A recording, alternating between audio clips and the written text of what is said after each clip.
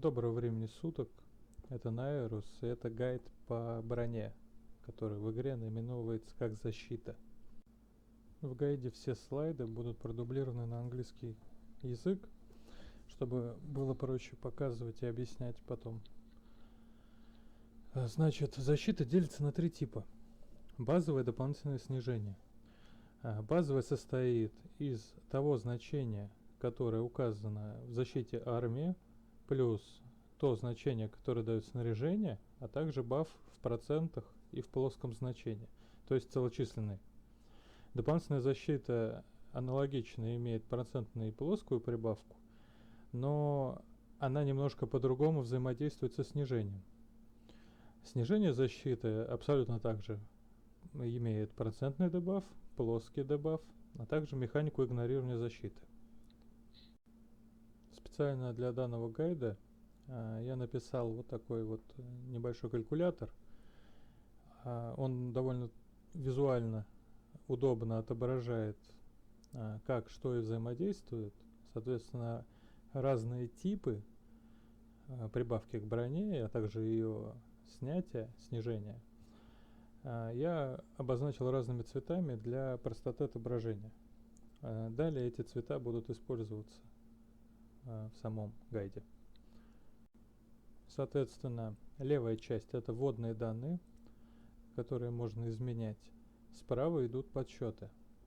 Теперь будем подробнее разбирать каждый отдельный элемент. Итак, я буду иногда чередовать слова «защита» и «броня». Они в целом обозначают одно и то же, но если мы будем везде использовать только одно, здесь выйдет такая каша из-за количества терминов. В левой части мы видим базовую и дополнительную прибавку брони. Базовая отмечена зеленым цветом, а дополнительная голубым и синим. Зеленая базовая броня состоит из 4 элементов. Соответственно, защита армии, базовая плоская и базовый процентный баф, а также бонус экипировки. Все эти 4 значения отображены в окне армия. Они представляют собой базу, на основе которой высчитывается дополнительная броня в процентах. Дополнительная броня в данном примере представлена в виде защиты эльфов, которая дает 30%. Это именно баф защиты, который свой процент высчитывает от всей базы, то есть от суммы всех 4 ячеек сверху.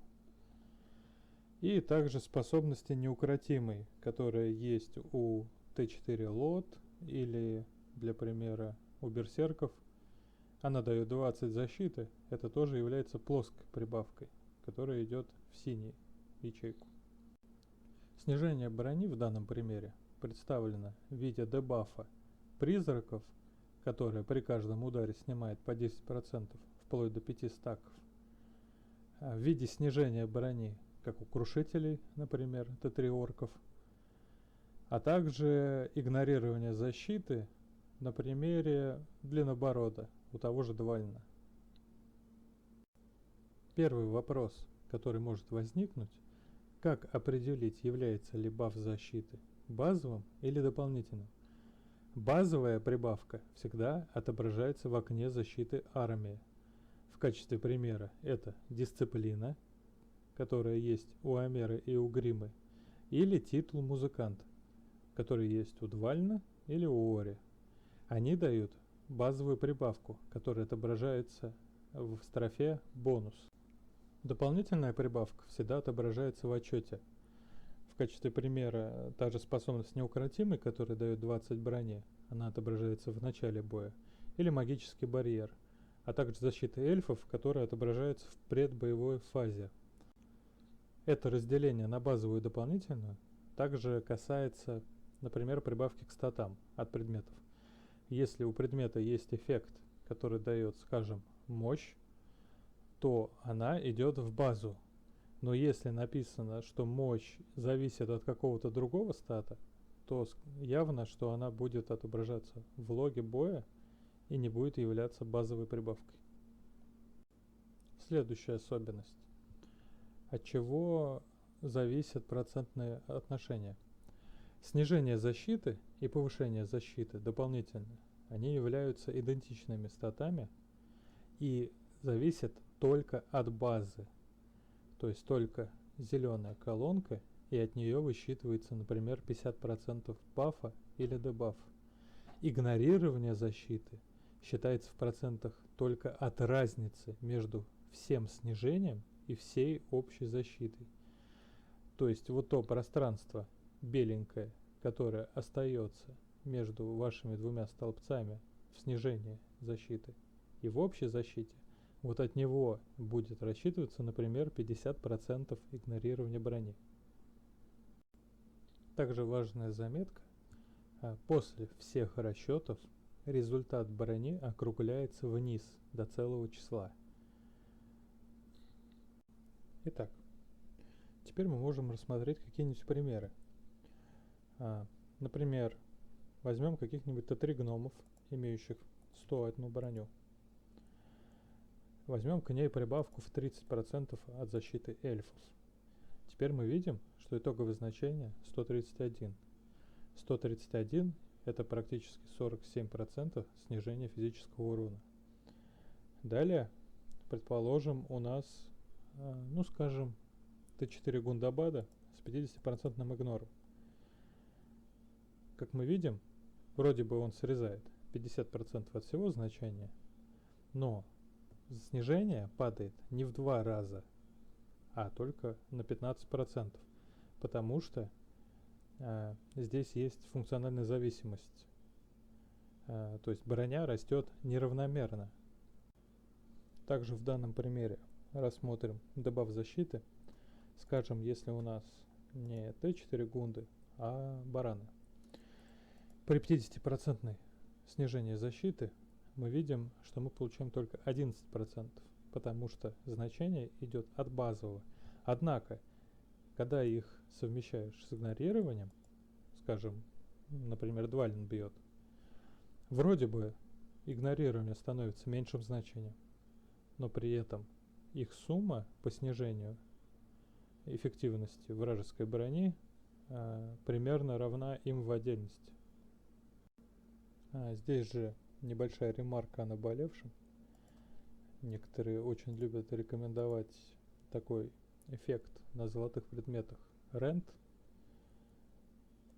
который дает 18% игнора брони армии.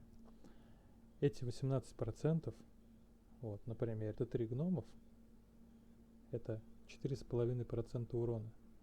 Это даже не фиолетовая шмотка, даже не ее половина. Даже если это будет юнит с 200 брони, то значение только хуже. Все эти неравномерные изменения приводят к одному вопросу. Как же все-таки считается броня? Здесь для этого есть лист прогрессия. На нем вы можете увидеть формула, как считается снижение физического урона от брони. Оно также представлено в виде графика. График показывает всю неравномерность распределения. Здесь он ограничен значением в 600 брони, потому что это максимальная броня в игре, которая встречается. Это босс Хуорн, у него 75% снижения физического урона. Соответственно, здесь есть таблица, в которой вы можете увидеть изменения защиты и, соответственно, процент в значениях кратных 5. Еще одно важное замечание, касаемое игнорирования защиты, ну и в принципе всех процентных прибавок, в том числе снижения и получения брони. Суть в том, что возможно некоторые видели, что некоторые подобные дебафы не стакаются. Дело в том, что в игре существует 4 источника, при которых они могут стакаться. 4 источника — это начало боя, первый источник, это баф, полученный в начале боя. То есть это если у армии есть что-то встроенное или предметы. Второе — это предбоевая фаза, то есть способности героя. Третье это то, что герой получает с помощью активных способностей, которые идут до его обычной атаки. И, соответственно, четвертое – это способности добивания, follow-up или FAP. Они идут после удара. Для примера, это как истребление у Двальна или там какой-нибудь предмет с уроном. Вот эти 4 источника, по ним надо определять, будут ли стакаться или нет. Для примера, скажем, призрак, который снижает броню после своих ударов, и баран, который также снижает броню на 50%, это оба навыки добивания. И также и стерлинг какого-нибудь колдуна, титул, это тоже является эффектом добивания. Далее. Активным снижением является, например, есть такой удар у Гимли, снижение защиты, который является активным и снижает броню на 30%. Вот если Гимли использует баранов, то его 30% снижения и 50% снижения баранов, они складываются, и получается 80%. Точно так же, например, топор фиолетовый, который снижает, точнее, который дает игнорирование защиты 35% на 4 раунда, он накладывается в начале боя. А, скажем, длинноборот у Двальна накладывается в предбоевой фазе, поэтому они складываются.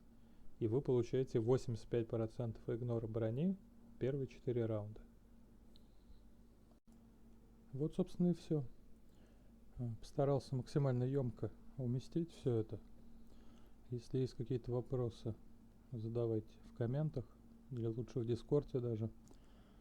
Также оставлю ссылку на этот калькулятор, его можно скачать и самим поиграться. Если будут вопросы, там множество по каким-то отдельным навыкам, возможно, даже можно будет провести стрим. Собственно, все. До свидания. Всем удачи.